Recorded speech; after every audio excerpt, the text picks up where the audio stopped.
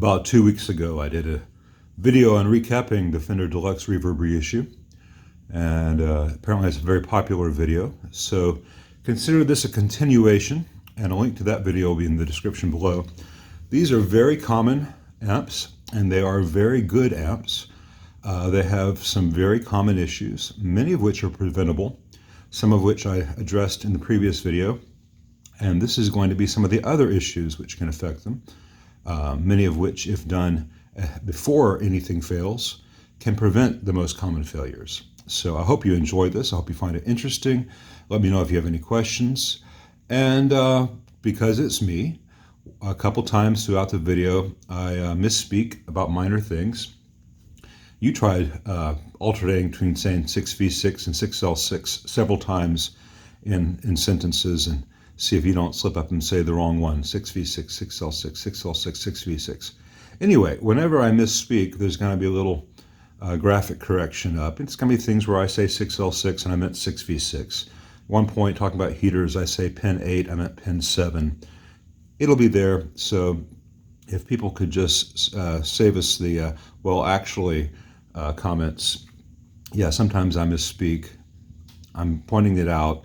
It's just because it's very difficult to be fixing an app, doing a video, thinking about the technical stuff, and still not sound like an idiot. So, you know, we all have our moments. But I hope you enjoy it, and if you find these videos useful or interesting, particularly if you own a Deluxe Reverb Reissue, or you love someone who does, please consider liking and subscribing. It really helps the channel out a lot.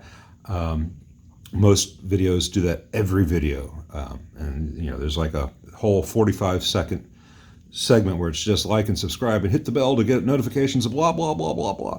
And I don't want to be that guy. You know how YouTube works. Hopefully, if you like it, you know where the button is. If you want to subscribe, you're capable of doing that. But, you know, occasionally I do reminders that it is appreciated. And this is one of those reminders. I got another Fender Deluxe Reverb Reissue. Had bad filter caps, already changed them out, just like you see in the previous video from last week. Let me show you some other issues this amp has. All right, the owner had a pair of 6L6s in this amp. The amp was designed for 6V6s, but 6L6s will run in this. You don't have the right primary, you know, the technically correct primary impedance on the output transformer, but it does work. It's safe. One of these tubes is bad. Either the tube was bad and it damaged the screen grid resistor, or the screen grid resistor failed and damaged the tube. Either way, it's getting another pair of 6L6s, owner's preference. I'm going to be changing these two resistors here, which in stock form I believe are 2 watt 470 ohms. They're going to be replaced with 3 watts mounted higher off the board. My preference is to redo all the octal socket wiring here and move both the grid stoppers and the screen grid resistors there, but that can be a bit costly in this amp. R69 is in the bias supply. Original was a flame-proof metal oxide, and that failed, and someone put in this Vichy Dale half watt, which is a very good resistor, but it's not really up to the potential current, and it's not flame proof, and it was tack soldered onto the leads of the old resistor, so that's going to go away. That's not reliable, and in a bias supply you really want to have that all very solid.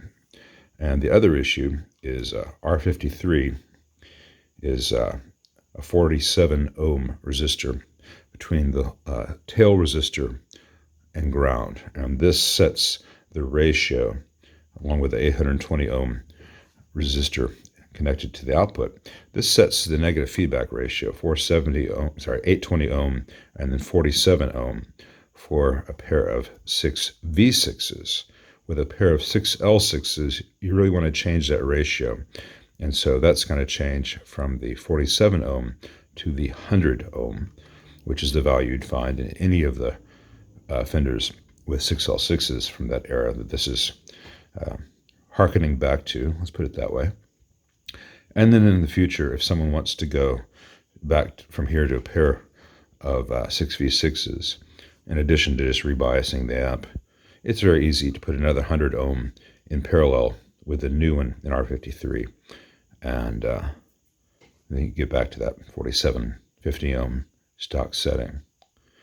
Other than that, everything's looking okay, given what the amp is. You know, it's not their best sounding model, but, and there are things I can do to make them sound a lot better. But in this case, we're just going to get it back up and running without all the issues it came in for. New 3-watt screen grid resistors mounted above the board for better airflow and heat dissipation. New 2-watt 22 ohm in the bias supply, again mounted off the board with it elevated off the board and that higher wattage resistor. It's not going to get as hot. The 100 ohm resistor here in the negative feedback circuit, as I mentioned. And as I'm putting it back together, I'm noticing some little breaks in these solder joints on the board. So let me reflow all those real quick. As a comparison, the second from the right, I reflowed. The third from the right is what the second one from the right looked like a second ago. I'm going to do all of these real quick and I'll show you the after. Much better, don't you think? So I'm going to do a visual inspection of everything else in the amp. I saw a few other solder joints on the pots and stuff that I've already reflowed. But these, the ribbon cables, can get overlooked. And before I put the board back in place, I already checked the underside. All those were fine. This is where all the stress was, because the other side of these connectors are going to these plugs. So the bottom of the main PCB doesn't have much stress on it, but these where the wires connect, as you can tell, before and after do. Here's something that I check on every amp that comes in, and every once in a while I'm reminded why I check on every amp. Now this is that Deluxe Reverb, which had the blown output tube and a semi-burned screen grid resistor. Now normally that would have the conditions that would cause that would draw enough current to trip the mains fuse. It did not, because this mains fuse that was in this amp is a 4 amp fuse. 2 amp fuse. 4 amp fuse. This will not die when your output tubes die. So that's going away. This lovely, lovely 2 amp fuse is going in the amp. And then if something were to happen inside the amp to cause a tube to die or a resistor to burn or anything untoward, that's a good word for today, untoward, this fuse will blow. So instead of having to replace a $25 tube, $50 for a pair, plus shipping, plus taxes, plus rebiasing, or a resistor where some guy like me has to pull the entire board to access that one resistor, you just change out the $1 fuse after seeing if something, maybe it's just a bad tube. It lets you know. But if you put another one of these in and it blows again, take it to a tech. This can save you a lot of money. Having anything higher than 2 amps in a Deluxe Reverb Reissue can cost you a lot of money. All right, I've got a pair of test 6L6s in. The new 6L6s for this amp will be here in a day or two. I've got the amp biased 54% idle. And a side note, when people say that they put in 6L6s into a Deluxe Reverb and got a louder, bigger sound, you're not going to get a louder sound. You're going to get a different sound. If this thing had the 6V6s, the plate voltages on the DC voltage on the output tube plates would be about 420. When you put in the 6L6s, which draw much more current, about 43 milliamps, then the B plus drops to about 380, 382. So what you're going to get is you're going to get slightly more low end, very slightly, because the output transformer doesn't change. You're going to get less headroom, and you're going to get just a different compressed feel. So it will feel different. It will actually have a little bit less output wattage, because it doesn't matter if 6L6 is a 30 watt tube and a 6V6 is a 12 or 14 watt tube. What matters is the amount of wattage the output transformer can translate. So it is a good sound, and it won't hurt a thing.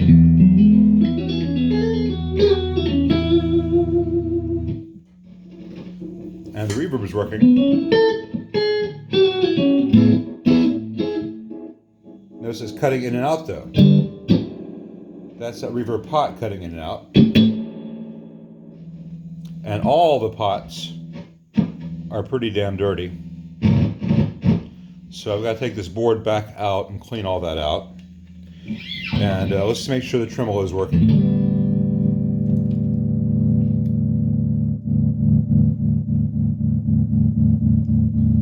So yeah, the tremolo is working fine, but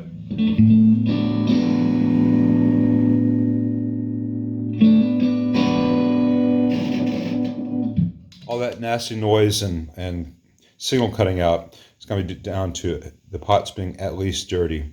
Hopefully none of them are defective.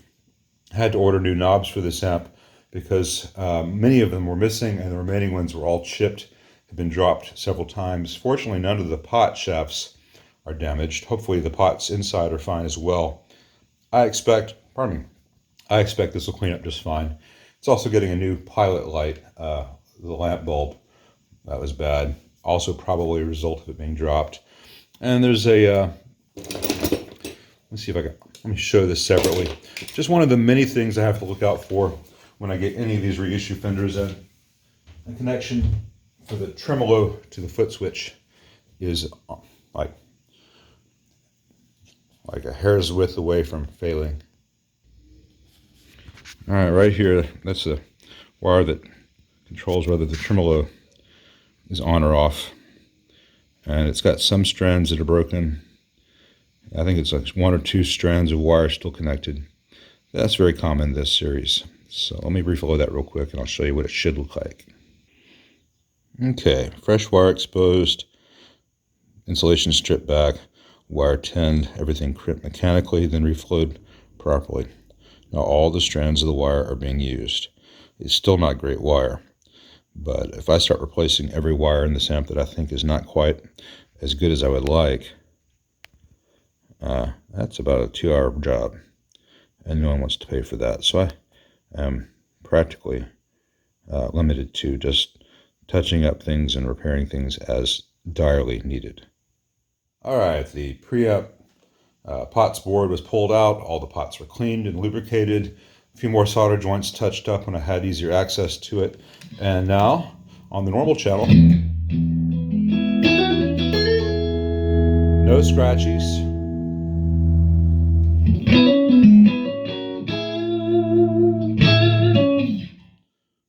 Vibrato channel.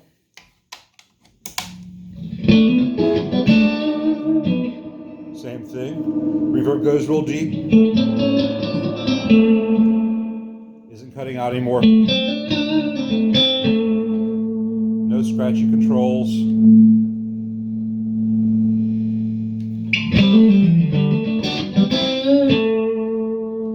Make sure the vibrato is still working.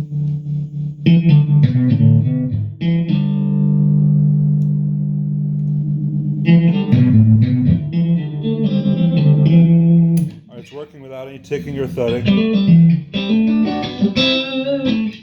So, like I said, these are a pair of 6L6s I keep by the bench. They're older tubes that I pulled from an amp where the owner wanted something very specific. They still work fine. Good test bed. So, it's getting some new Tungsol 6L6 STRs for its forever tubes. You know, forever in the lifespan of tubes at least. It's getting all new knobs because the old ones were all shattered. Some of them are missing. The rest of them just had chunks of them missing. The amp was just covered in dust. I've cleaned everything off. It'll have a new lamp for the jewel indicator as well, new bulb for that. And I think the owner's going to be very happy. And, you know, this is fairly extensive service, as you can see, but it's not very expensive. The amp is totally worth it. And the amp will last a really long time now that things are not trying to catch on fire and cutting out and sounding yucky. So I think this is going to be a very happy ending for the owner. All right, something very crucial to address in this amp, which affects any of the Deluxe Reverb reissues, but is especially, well, it's always important. It's always a critical thing, but it's even more critical in one of these that has 6L6s. And that is the heater supply and how they configured it from the factory. From the factory, the two heater secondaries go to this board using these quick connects. And there's quite a bit of current on those heater secondaries, more current than there is anywhere else in the amp. And quick connects are not ideal for high current. And it's very, very common, even with 6L6s, to have them scorch. This one has begun to. You can see that discoloration. Let me get the focus to be my friend. That discoloration here and that melting is from a lot of heat from the current here, because this metal is crimped to this metal, which is then kind of sort of crimped to that metal. And the wires burn, and the connectors burn, and eventually the board burns, and it's very easy to avoid. So let me get that piece of plastic out that just fell. I'm trying to do this while filming, and I have the camera between me and what I'm doing, and it's a little bit tricky.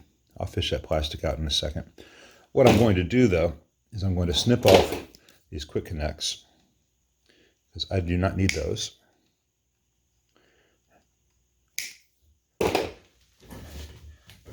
And I'm going to undo these heater wires from that HT center tap wire, the red and yellow striped one there.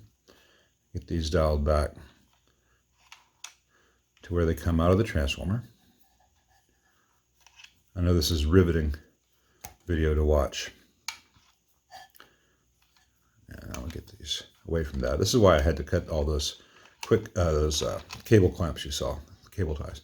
And I'm going to retwist this and solder these heater secondaries directly to pins 2 and 7 of this octal tube, the same way that they were done in the 50s, the 60s, and the 70s. And it's much more reliable, because then this will be going straight to the octal tubes, the metal soldered to metal. There'll be no inefficient connections where heat can generate. Okay, now you saw that that was already burning with a pair of 6 V6s in the amp as originally designed. 6 V6s draw 0.45 amps each. So the total current draw from a pair of 6 V6s in this amp was 0.9 amps. And that was enough to discolor this. It happens in almost all the Deluxe Reverb reissues. Happens in the twins as such as well, even worse than a twin. Now, a pair of 6L6s draws 1.8 amps from the heater supply, as opposed to 0.9. So if this was an insufficient connection for 0.9 amps total, a pair of 6 V6s, a pair of 6L6s, which draw 0.9 amps each, so 1.8 amps current draw, is even worse. So this is very necessary with a standard reissue with 6 V6s. If you want to run 6L6s, it becomes that much more crucial. Now, pardon me, I've got to move the tripod out of the way and then move this ground switch, which is a stupid, unnecessary thing in this amp. Does nothing. It's not even connected. It's just there cosmetically because it's a reissue, and the old ones had a ground switch. Once I've moved this, I can solder these back and put where they're going to go on the octal, and I'll show that before I put it back together. And then this amp will not want to catch on fire. I found a big stupid thing in here while I was preparing to solder the heater wires direct to these sockets. This is pin 2, which is the heater voltage. Move the connection to the lamp out of the way. And they brought this plate connection here with this bit of bare wire exposed, and that bit of bare wire is very close to that heater pin. And a heater to plate short is fairly catastrophic in one of these. So This is just absolutely the wrong approach, literally, for this primary wire. So I'm going to redo this and come at it not from the right side of the pin, but through the middle, and get this wire physically removed from pin 2. And I'll do the heaters at the same time and show you the after. Okay, much better. So the 2 heater wires from the secondary are going directly to pin 2 and pin 8 of this tube, and then continue to the other tubes through these large diameter wires, which can handle the current of everything else. The small wires here are just going to the lamp, which has no current on its own.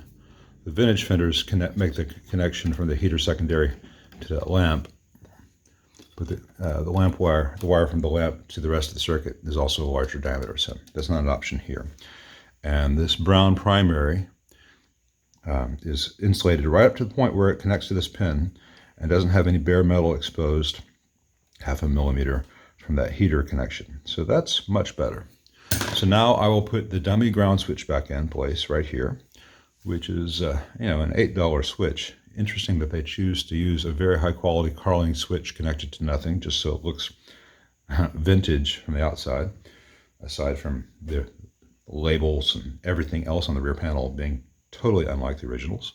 So it's a dubious kind of reissue or vintage feature in that regard. And I will put all the wire ties back, bundling all this stuff up, so it'll be nice and secure.